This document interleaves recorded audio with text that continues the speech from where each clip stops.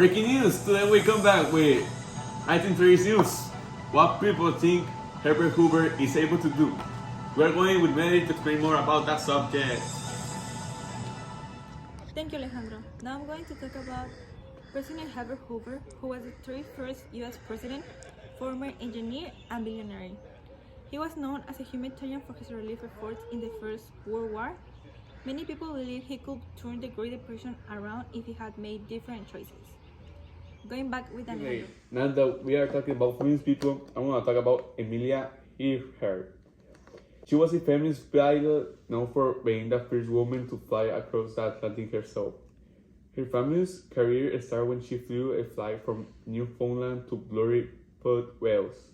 Amelia's career ended when she disappeared during her attempt to fly all the way around the world.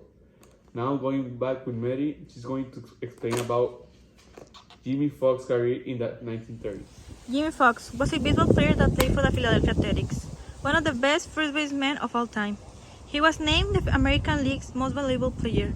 From 1930 to 1939, Foxx had 450 home runs and driving 1,403 runs. He was awarded his third MVP honor in 1938. In 1936, he was sold to the Red Sox. His 50 home runs stood as a single-season Red Sox record until 2006. Thank you, Mary. Now we are going with Valeria to explain us about the major events and religions. Thank you, Ale. Today I'm going to talk about the Great Depression and the religions. The United Relations instructions in the United States have always been concerned about society. Strictures and conventities, recognizing that a perfect society is impossible to create. Churches have long worked to demand social order and contributive process that is consistent with God's plan. Searchers have involved in combat that they solve as will in American life, whatever, wilson or mystery, the will of God. On the other hand, is strictly different of comprehend. And a boisterous monitoring of Protestant leaders blaming a brutal and competitive society for the Great Depression hardship. They demand a change in the United States social order and result after result. Constituted church members, on the other hand, believe that churches should focus preparing in God's commands and preparing for the future. Thank you, Ale, and I'm going to go back with you. Thank you, Valeria. Now can you talk about the inventions in that time period? Do you want to know something curious about the inventions in the 1930s? Let's get started. Richard Drew, a batter player at 3M, invented Scotch tapes in the 1930s. Scotch tape was the first transparent adhesive tape in the world. In the 1925, Drew produced the first masking tape, a 2-inch watertight paper tape with a pressure-sensitive adhesive backing. Drew began working at the 3M is in Street Hall in the 1930s. Now we are taking a break and here is a commercial. I know I could cook for dinner, but I'm too lazy to do some dinner. Oh, some dry soup mix. Now I could cook with less than 20 minutes. Now we are going with Norman to explain us about politics and economics. This is Norman Castro with your daily report on the United States. As of now, President Hoover has made a mess in the United States as he implements the Tariff Act. With this, he implemented protectionist trade policies in the United States, which just crashed the markets. During this time, the Great Depression struck the United States. And with that, many Americans lost their jobs. As well as the nation unemployment reached 4 million. 4 million, the highest that it has ever been. As well as this is going on December 11th, 1930, the Bank of the United States closes, and with it, the savings of more than 400,000 depositors were lost. Looks like they ain't getting their money back anytime soon. As President Hoover reaches his final days of presidency, on November 8th, 1932, our new president was elected, Franklin D. Roosevelt. And with that, Franklin D. Roosevelt's presidency began with him implementing the first New Deal. The first New Deal, which would bring America back on its feet. As he implements this New Deal, many programs were made to help the families in which are in need and are living in poverty during this time. He also, on December 8th, 1935, created the WPA. The WPA. And what does that stand for? The WPA? The WPA stands for the Works Progress Administration, which then would lead which it would have employed 8 million people of America to work in building works and public arts projects all around the United States. Roosevelt. There he goes, man. And as this happens, Roosevelt also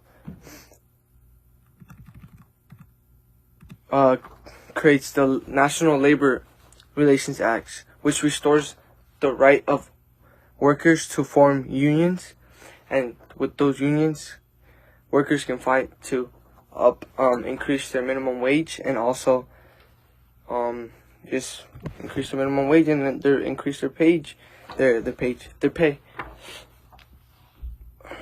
And as Franklin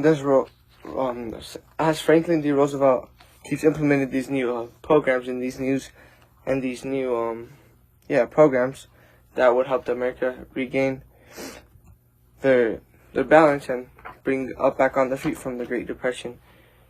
And he would also be reelected on November 3rd, 1936 to his second term. And as he is serving his second term, on September 5th, 1939, America declares their neutral in World War II. And that's all for the daily news and reports on the United States. Commercial.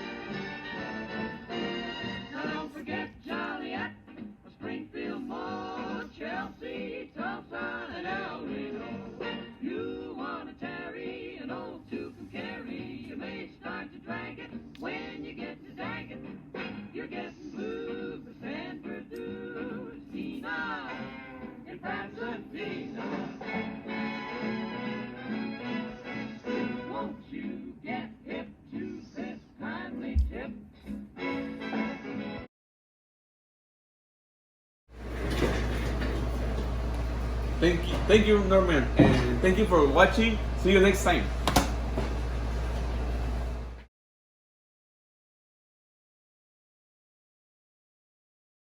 The book Grapes of Wrath by Steinbeck. This book was published in 1939 and was the most famous book. The book is about a poor family farmers driving from Oklahoma home.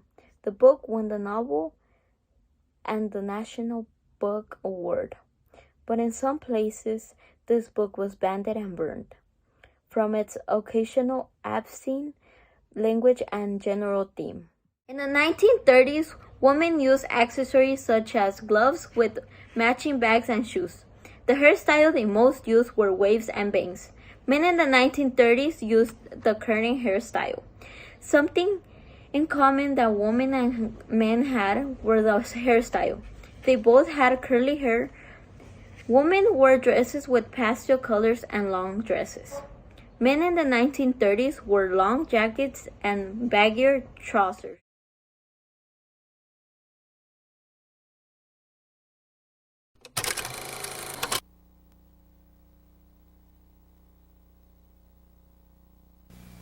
Nickel, nickel, to-doodle-la-da-da. Nickel, nickel, to-doodle-la-da-da. Pepsi-Cola hits the spot. 12 full ounces, that's a lot.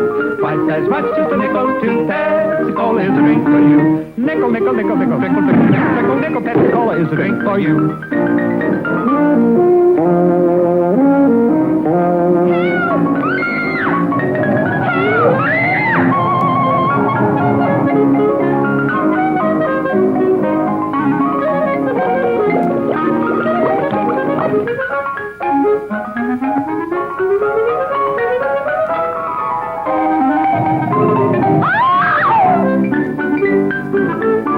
Nickel, nickel, to-do-la-da-da. Nickel, nickel, to-do-la-da-da. Pepsi-Cola hits the spot. 12 full ounces, that's a lot. Twice as much, just a nickel. 2 Pepsi-Cola is a drink for you. Nickel, nickel, nickel, nickel, nickel, nickel, nickel. Pepsi-Cola is a drink for you.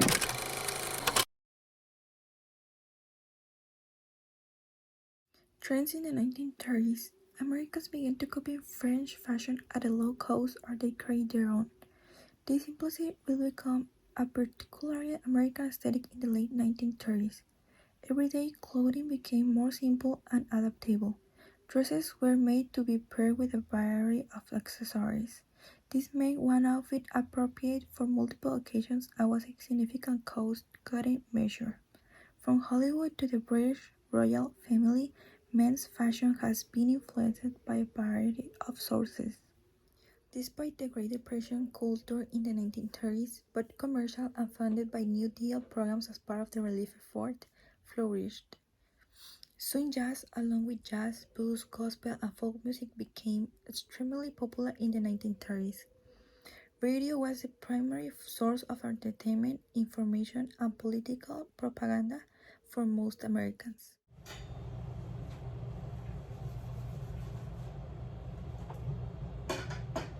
Waiter, Yes, ma'am? can you play jazz music? Yes.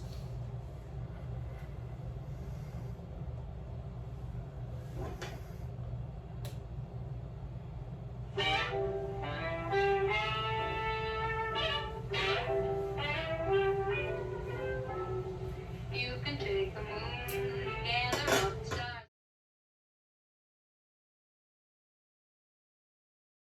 Entertainment in the 1930s. Swing music was played in the dance halls around the country by orchestras led by Count Basie, Benny Goodman, and others. Technology also contributed to the 1930s being a period of mass entertainment. Even remote and rural areas could listen to the theater, national news, and popular music thanks to the radio and jukebox. The jazz, swing, and big band music that was so popular during the decade are probably the most clearly identifiable. During the Great Depression, people developed creative and affordable ways to pass the time. They watch a cheap movie or listen to a range of radio broadcasts. They also participate in free activities such as sports, fads, and fun contests. Cinema. In the 1930s, the cinema was perhaps the most popular source of entertainment. Silent films had been screened since the turn of the century, but by the end of the 1920s, the new talkies had captured the public's attention. 4.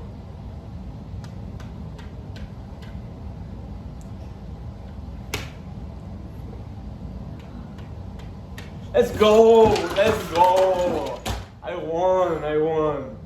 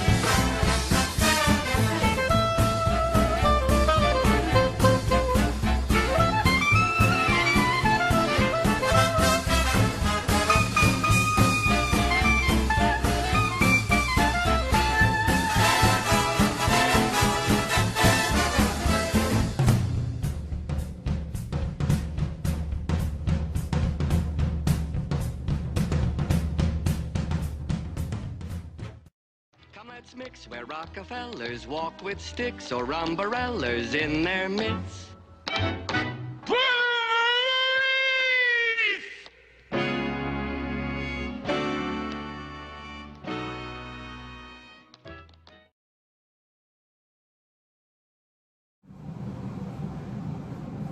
Wait.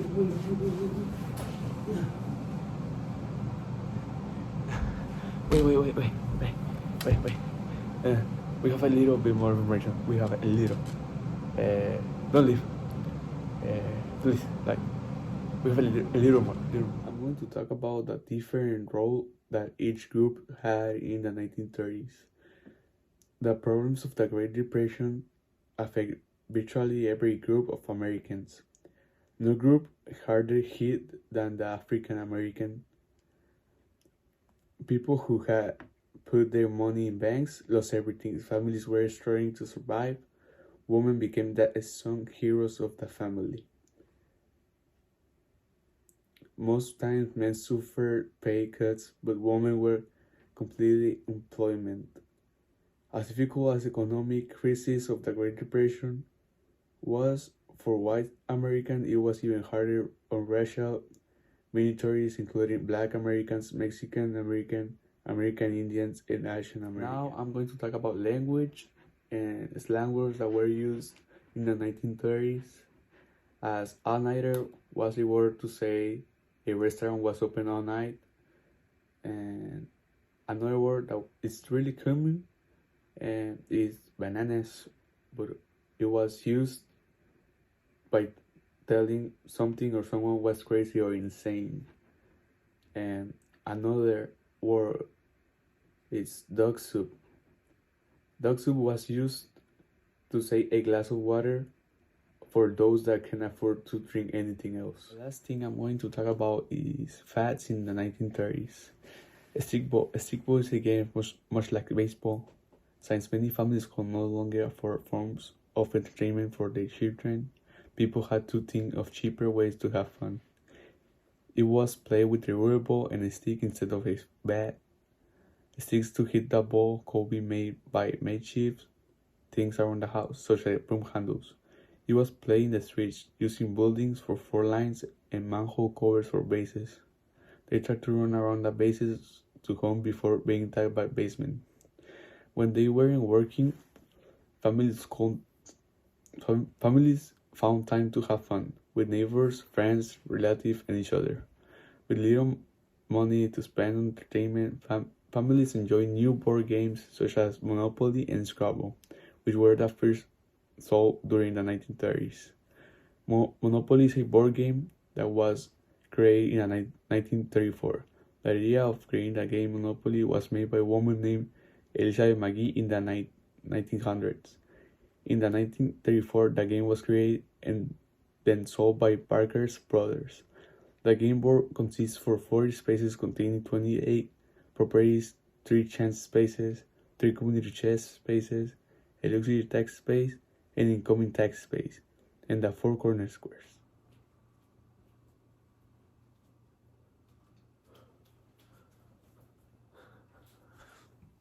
Okay guys, now that's all. And have a good day.